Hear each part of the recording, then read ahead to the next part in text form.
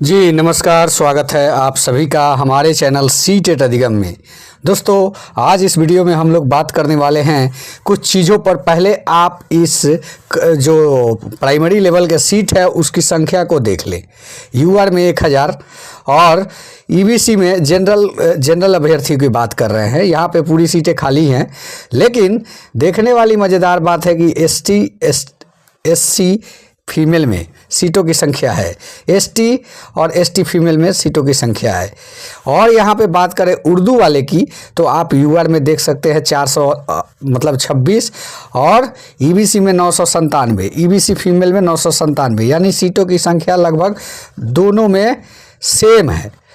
अब हम बात करने वाले हैं इसी टॉपिक के अकॉर्डिंग। जी हाँ, बने रहिएगा, वीडियो को पूरा देखिएगा, अंत तक देखिएगा। अच्छा लगे वीडियो को सब्सक्राइब, लाइक, शेयर जरूर कीजिएगा। चलिए आपको एक सच से रूबरू कराते हैं। आप यहाँ पे देख सकते हैं, यहाँ पे आप देखिए, आपको हम दिखाने की प्रयास कर रहे हैं कि लिपिकीय टंकन, ये जो कटअप है प्राइमरी का कटअप आपके सामने दिख रहा होगा, जो कटअप 1 to 5 का है। जी हाँ दोस्तों, अब बात करने वाले हम यह है कि आखिर उर्दू के सीटों को ऐसा क्या किया गया। जी हाँ, उर्दू के सीटों की बात करेंगे। ये उर्दू का जो है कटअप है। यहाँ पे उर्दू के कटअप के बारे में हम बात करते हैं तो आप पाएंगे कि ईबीसी में उर्दू का कोई सीट ही नहीं है, नॉट अप्लीकेबल। यहाँ पे आपको देखने को मिल सकता है कि नॉट अप्लीकेबल, ईबीसी मेल में नॉट अप्लीकेबल और ईबीसी नॉट अप्लीकेबल। यहाँ आप देख सकते हैं फीमेल में 39 कटअप गया है। तो अब कहने वाली बात यह है कि मेल सीट कहाँ गए। ये मेल सीट जो बताया गया था सीटों की संख्या, वो कहाँ गए। एक बार आप फिर से उसको देख सकते हैं।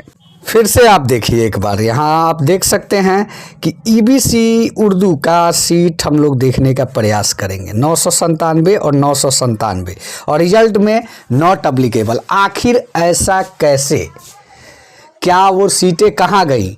जी हाँ, अब बात करते हैं कि कटअप को जो बताया गया है, कटअप बताया गया है कुछ मतलब उर्दू वाले का ऐसा, जैसे कि आप मान के चलिए यूआर में कटअप बताया गया है। तो हमारे एक साथी हैं, बात करते हैं, पहले उसको भी देख लेते हैं। देखिए यूआर में कटअप बताया गया है, आप देख सकते हैं 77। एक साथी है जिनका 79 आया है, उनका भी रिजल्ट नहीं है। एक साथी है जो ओएच के हैं, यहाँ 47 है, उनका 67 नंबर है, लेकिन उनका भी रिजल्ट कहीं नहीं दिख रहा। अब बड़ा सवाल ये है कि क्या यह बिहार के अभ्यर्थियों के साथ सौतेला व्यवहार है।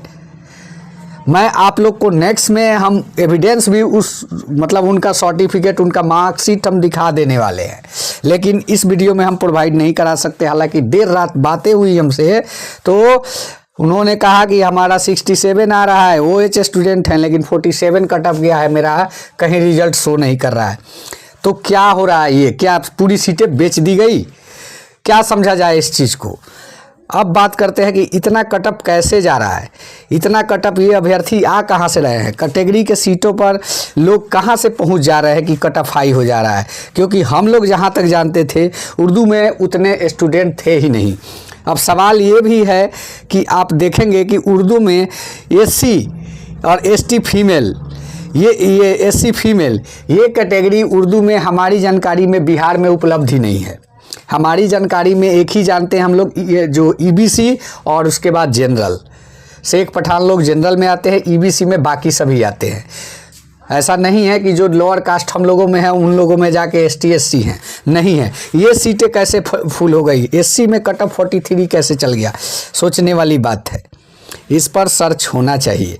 आखिर यह रिजल्ट अपने मनमानी तरीके से भला कैसे दी जा सकती है, यह बहुत बड़ा सवाल है। और बिहार के नेताओं को डार्क में रखने का काम किया गया है। स्टूडेंट को भी डार्क में, इतना डार्क में रखा गया है कि स्टूडेंट तो खैर स्टूडेंट है, मासूम है, लेकिन नेताओं जो अंगूठा छाप हैं उनके पल्ले भी ये रिजल्ट नहीं पड़ रहा है, क्योंकि उनको पता ही नहीं है कि ये सब होता क्या है।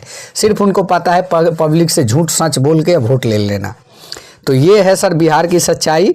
अब बात करेंगे हम लोग कि के पाठक सर का एक लेटर भी निकला है, जिसमें वैसे अभ्यर्थियों को बाहर का रास्ता दिखाने का काम होगा जो भूलवश नहीं, जानबूझकर किसी भी प्रकार की बार्गेनिंग करने की कोशिश कर रहे हैं। चलिए उस न्यूज़ को भी जान लेते हैं। यहाँ पे देख सकते हैं शिक्षा विभाग पटना के पाठक अपर मुख्य सचिव सेवा में सभी शिक्षा जिला पदाधिकारी। अब बात करेंगे इनका विषय क्या है लेटर का, इसके बारे में। तो यहाँ पे आप देख सकते हैं कि बिहार लोक सेवा आयोग पटना द्वारा विज्ञापन संख्या 20/2023 प्रथम चरण टीआरई पूरक परीक्षा फल एवं विज्ञापन संख्या 23 टीआरई 2 के अनुशंसित अभ्यर्थियों के काउंसलिंग के अतिरिक्त सावधानी बरतने के संबंध में। अब बात करेंगे महाशय, उपयुक्त विषयक आज VC में हुई चर्चा के आलोक में यह पता चला है कि अभ्यर्थियों से यदि उनका आधार लिंक मोबाइल एवं आधार ऐप पर डाला जाए तो OTP के माध्यम से उक्त अभ्यर्थी का पूरा इतिहास निकल के आएगा। इसने कब कब अपना फ़ोटो, नाम, पता इत्यादि बदला है, इससे हमें यह पता चलेगा कि अभ्यर्थी ने पिछले दिनों में अपने आधार में क्या क्या बदलाव किए हैं। जी हाँ, अतः आप सभी को निर्देशित किया जाता है कि इस पत्र के निर्गत होने की तिथि से अनिवार्य रूप से काउंसलिंग में आने वाले सभी अभ्यर्थियों के आधार में कई बदलाव के कार्यों के इतिहास को देखें और संतुष्ट होने की कोई गड़बड़ी तो नहीं है। विशेष रूप से इस बात पर ध्यान दिया जाए कि यदि आपको ऐसा लगे कि हाल ही में 6 महीने में अभ्यर्थी ने अपना फ़ोटो बदला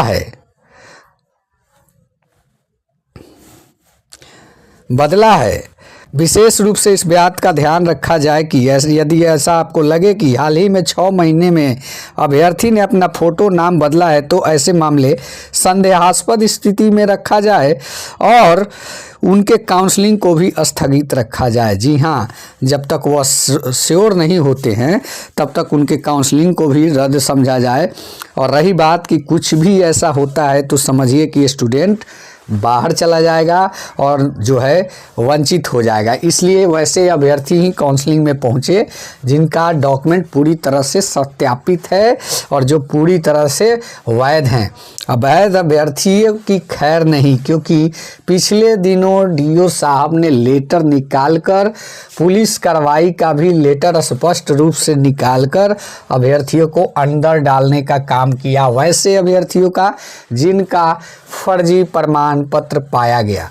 तो खास करके यूपी के लोग को मैं बताना चाहता हूं, जो बॉर्डर साइड से आते हैं, वो लोग अपना जो फर्जी तरीके से बनवाए हैं वो तो पहुँचे ही नहीं तो उनकी खैर नहीं है। आयोग 5 साल का जो शिकंजा कस सकता है। इसलिए काउंसलिंग में वैसे ही लोग पहुँचे जिनका सर्टिफिकेट जो है पूरी तरीके से वैलिड है। तो दोस्तों, इस वीडियो के माध्यम से हमने कुछ चीज़ों पे आपका ध्यान केंद्रित करने का प्रयास किया है। अगर यह वीडियो अच्छा लगा हो तो चैनल को सब्सक्राइब करें। धन्यवाद। जय हिंद, वंदे मातरम।